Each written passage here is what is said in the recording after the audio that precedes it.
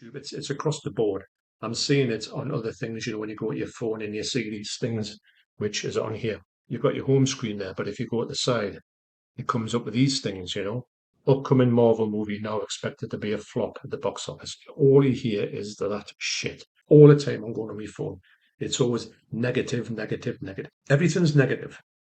When me and Deborah have been to pictures this year, I think we've seen quite a few films, more than we've seen for a long time. And we have, apart from Borderlands, less about that the better, but not everything will be amazing. That was a studio interference which kind of put the kibosh on that thing. And it had its reasons, but I didn't feel the need to go on and make a clickbait video about that whole experience. It was a big letdown, and Deborah never usually sort of badmouths anything she's seen in the cinema, not much at all. But even she said, "Wow, that wasn't good, was it?"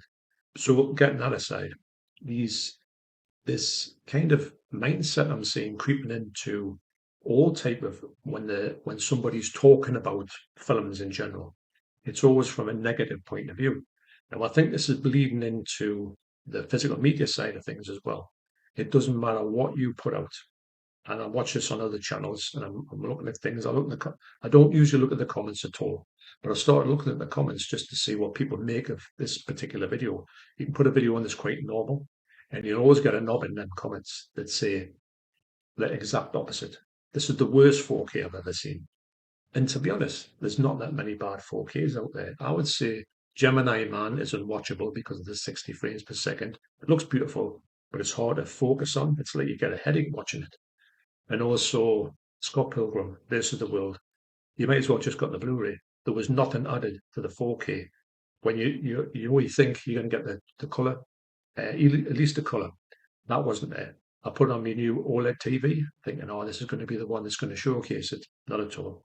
What a missed opportunity. But apart from that, I mean, I did put a video out to say, "Oh, don't bother with this one." I didn't know if I put out one of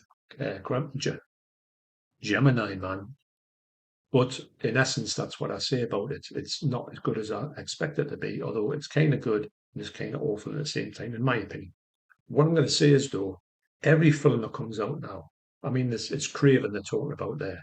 Now, I remember looking at Craven in the comics, and I'm sure he was in Spider-Man comics, and he was kind of like a bit part. He wasn't one of the big bad guys. He was just like there. And I thought, when I heard it mentioned, I think they're scraping the barrel for the character. The character's not well known at all. Nobody knows his backstory. Nobody knows his history. I don't really, but I kind of know more than most people on the street. The average people are going to go and look at a Marvel film. I think Marvel and DC have always been floundering to keep things rolling. They've done that for years because they paint themselves into just corners all the time. Marvel were great at not doing that, but they are doing that now. But hey, that's just the way it goes. Now, I know that people complain about Marvel and DC. Fair enough. That's an opinion, and I don't disagree with it. I think that they've got valid points. I'm saying that it seems like even before, if someone says, "I'm going to make Craven the movie," somebody comes out, it's a flop, and you go, "It's not even out yet." And Nosferatu, that's coming out on Christmas Day, I know New Year's Day, I knew it was people have been to see it. Some people have seen it and said it's brilliant. So I know but there's these advanced things which are, who are the people going to see these films? That's what I'm saying. Say they've got a group of people going and they say, is it critics? Because you know what critics are like. Barry Norman, who used to watch all the time, he used to critic everything, didn't hated horror films. He used to slant them all the time. Nothing was good in his mind. Yet he would slate Halloween, Friday the 13th, all the classics that horror fans like. He would say they were utter garbage. It seems to be a bit of a fashion these days that everyone's a critic, but a bad critic, and they critic things in a bad way.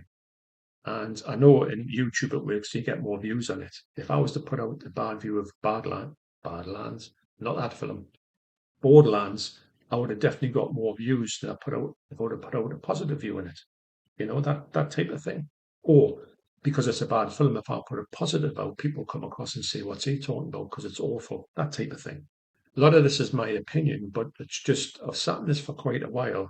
it's my thoughts that just they always keep bubbling up. I thought, maybe it's just me thinking about it, but it seems in 2024, this has been the flavour of the year. Say Joker 2 when it goes into there. And Joker 2 is different to Joker 1.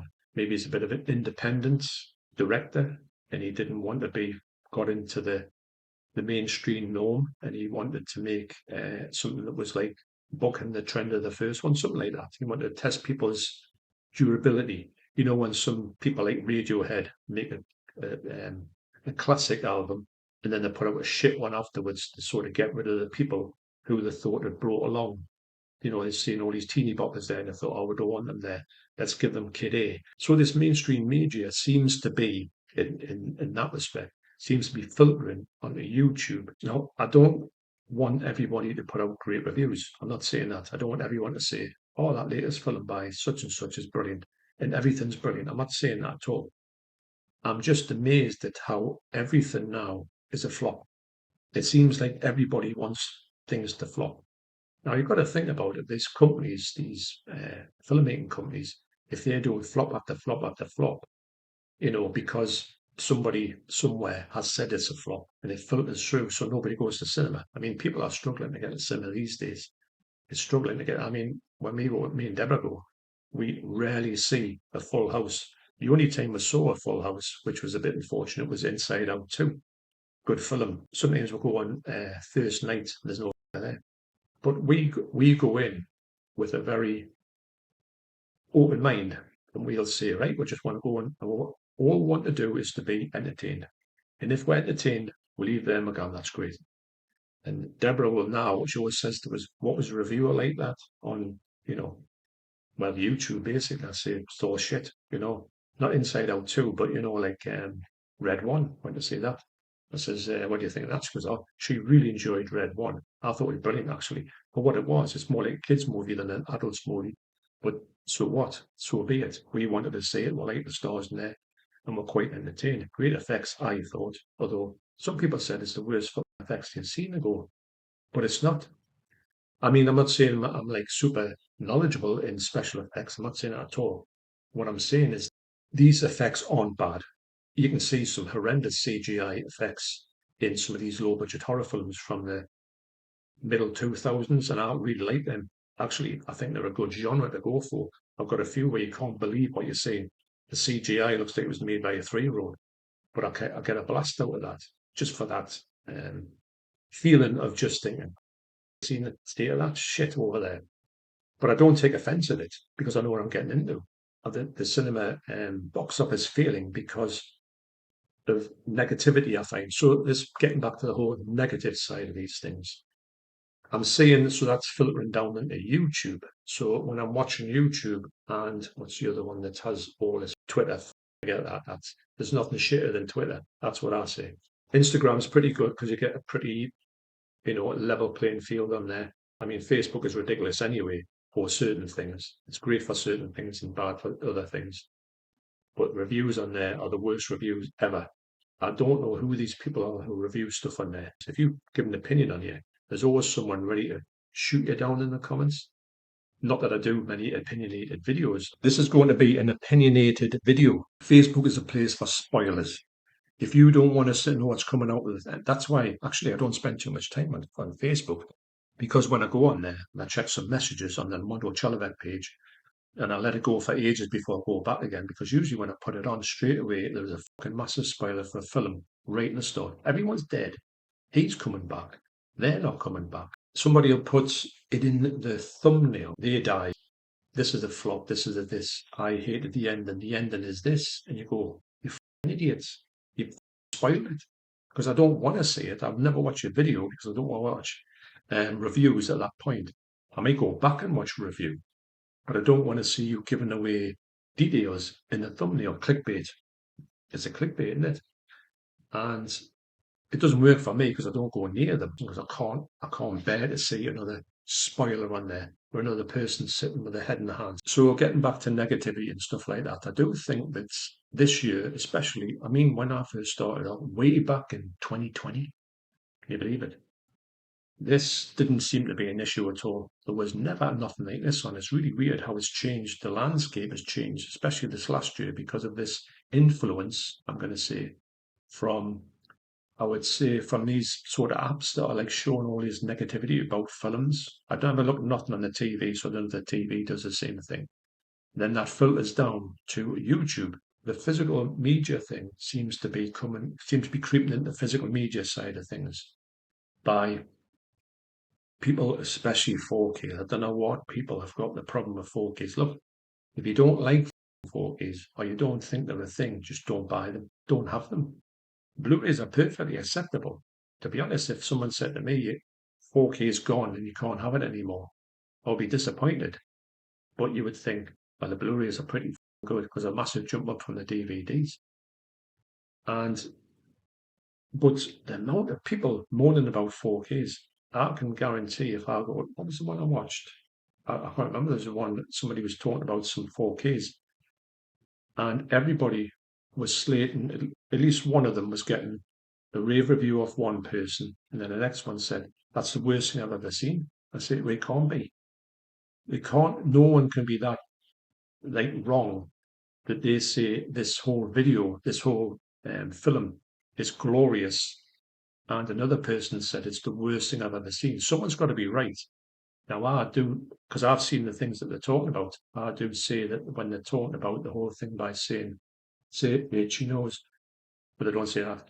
But say, like somebody puts out, well, I'm going to use what I use as well, I use this, say this came up with 4K, right? And I looked at it and I know that the Blu ray is lovely. And the 4K has, if it ever comes out with 4K, this has got the 35 millimeters. Well, it wasn't shot in video.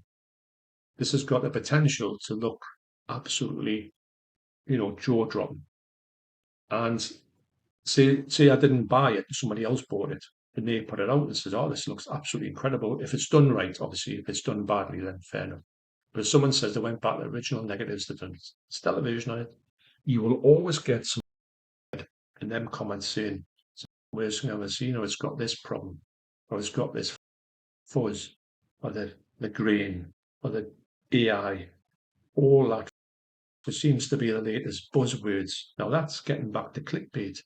Clickbait is a thing where you can use it if you want to use it. And I think what I'm going to say is, if I say I've got an amazing thing here, I don't show on, like I can't believe what I picked up. And I don't sit there like that because people just look at the thing and if they're not into this, they just say, "Oh, it's fine."